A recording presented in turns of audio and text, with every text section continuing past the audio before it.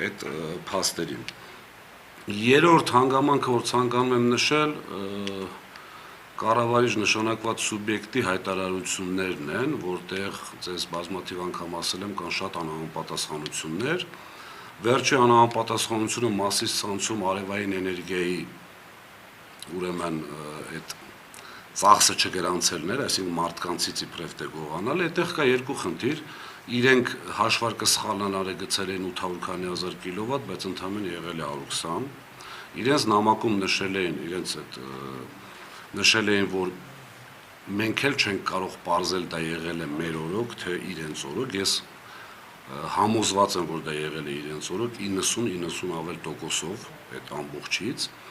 Եվ երկրորդ խնդիրը մեր ժամանակ, օրինակ, ես որպես այդ բլոկի ղեկավար, ինչպես էի աշխատում, եթե պարզում էինք տեսուչը դա դիտավորությամբ է կատարել, այսինքն թվեր չի խառնել, չգիտեմ, բազմաթիվ ձևեր կան դա պարզելու, դեռ միանշանակ ազատում էր աշխատանքից։ Իմ ինֆորմացիայով իրենց այդ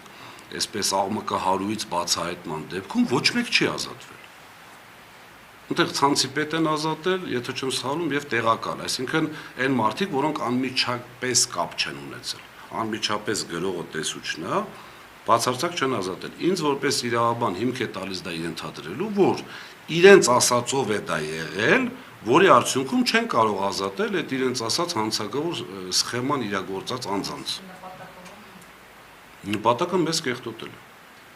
Միշտ ասել եմ, չէ՞, Սամվել Կարապետյանից իրենք ուզում են այդ բարերարի, լավ մարդու, իսկական հայի կերպարը դարձնել, չեմ ուզում արդեն մնացած ասեմ, հակապատկերն են ուզում ստեղծել։ Հաջորդ հարցը, որը շատ հուզում է, տենդերների թեման է, ինչ են անում տենդերների հետ կապված իրենք, մի առիթով նշել եմ, որ ասում են ժամանակին 2-3 էր, հիմա 14-15 մի դեպքում ինչ-որ 70 էին նշել, կոչ եմ անում կառավարչին, այո, մասնակիցների քանակը, իբրև թե մենք մասնակիցներին թույլ չէինք տալի, չէինք ներգրավում, կոչ եմ անում, որպեսզի հրապարակեն այդ բոլոր մասնակիցների անունները, գործունեության ոլորտը միջև է տենդերներին մասնակցել եւ այսպես ֆինանսական բարձիկի չափը։ Ինչի համար, որովհետև դրանք մեծ տենդերներ են, չի կարելի նոր բացված, չգիտեմ, 10 օրվա ինչ-որ կազմակերպության վստահել այդպիսի տենդերներ։ Եթե չհրապարակեցին ամբողջությամբ, չվերցնեն 70-ից 5-ը, որոնք ինչ-որ պատմություն են, եթե չհրապարակեցին, սա հերթական սուտն է, ես համոզված եմ, որ սա հերթական սուտն է։ Հաջորդ խնդիրը, որից հետո սիրով կպատասխանեմ ձեր հարցերին, տեսեք, գոյություն ունի նոր միացում հասկացություն, դա ինչ է նշանակում, ոբշե մեր ժողովրդի համար էլ պարզ լինի։ Նոր միացումը դա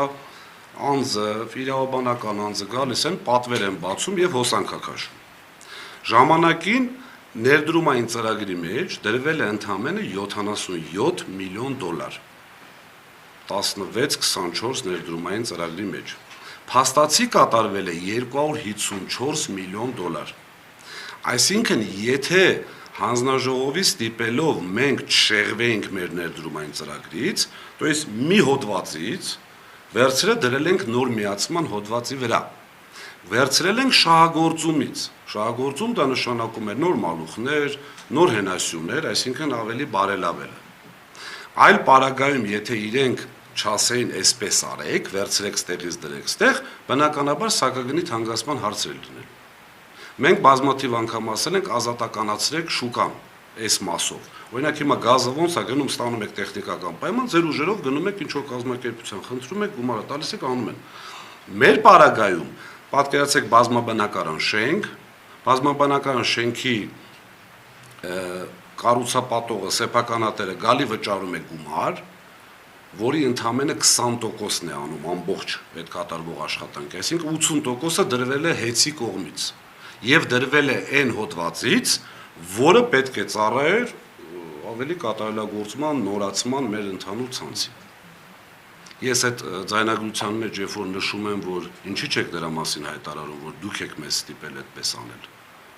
Իրենք ուղղակի այսպես պոպուլիզմով, ամբողջահաճո, չգիտեմ, արտահայտություններով եւ գործելակերպով ընդհանրապես փորձել են սակագին չթանկացնել։ Եվ որի այնտեղ շեշտում էին, չէ, դատախազություն ենք տվել, դատախազություն ենք տվել, դատախազություն ենք տվել, 3 անգամ կրկնեցի, ինչ-որ անձի նմանվեցի, բայց փորձեմ այլևս չանեմ։ Ամեն դեպքում ուր է, Ժողովուրդ ջան, այդ դատախազությունն ուր է։ Ուր է այդ, որ ասում էին կազմակերպված, այս վերջի հայտարարության մեջ էլ նշել են սխեմաներ են գործել, քրեական չգիտեմ ինչ, լավ, ուր է այդ ամեն ինչը, 3 ամիս անցավ։ Վարույթը պետք է տևեր 3 գումարած 1 ամիս։ Միջազգ ձեզ ասեմ, այդ պլյուս 1 ամիսը դա բացառիկ դեպքերում է արվում։ Ինչ որ ֆորս մաժորային, ինչ որ խնդիրների։ Հիմա ձեզ մոտ հարց չի առաջանում, ինչի երկարացվեց եւս 1 ամիս։ Ինչի 3 ամսում չավարտեցին այդ վարույթը։ Ես դրա պատասխանն ունեմ, որովհետեւ ոչ մի բան չեն գտել, որով կարող են գնալ, կարող է գտել են ինչ որ բաներ, որոնք տուգանքի ենթարկելու, տուժի նկատողության, բայց լիցենզիայից զրկելու հիմք չեն գտել։ Ես ձեզ ամենայն պատասխանությամբ հայտարարում եմ, ստիպված որոշում են կայացրել իրենց իմիջի հաշվին եւս 1 ամիս երկարացնել, որպեսզի փորձեն այս 1 ամսվա ընթացքում ինչ որ մեկին բռնեն, չգիտեմ, մի բան էլի այտեն զրպարտող, մի բան, իրենց սովոր են իրենք։ Մենք էլ ենք երևի թե սովոր այդ ամեն ինչը լսելով։ Հիմա այս ամբողջի մեջ առաջի գործը, եթե չեմ սխալվում, 2 ամիս առաջ են ուղարկել դատախազություն, լավ ինչ եղավ։ Մենք տեսնում ենք, չէ՞, որ տարբեր քաղաքական գործերով 1 օրում, 2 օրում, մի ժամում, 2 ժամում ինչպես են մարդկանց տանում արագ եւ այլն եւ բաուր են։ Այսինքն ակնհայտ է, որ դա ընդհանրապես արվում է, ասենց ասեմ, նախընտրական քարոզարշավ են սկսել Սամվել Կարապետյան հաշվին։ Ուղղակի մի բան չեն հաշվում, որ չի հաջողվելու։ Ինչպես շատ բաներ այս ընթացքում չի հաջողվել։ Չէ, Սուրժ ջան, ես հեծի հետ կապված եմ ասում, չեն հաջողել, նկատի ունեմ կեղտոտելու, զրպարտելու, հիշում եք 2 փողերի լվացման գործ տարան դատարան, Սամվել Կարապետյանի կալանքը երկարացնելու համար, երկուսն էլ դատարանը մերժեց այդ մասով կալանքը երկարացնել։ Պատրաստ եմ պատասխանել ձեր հարցերին։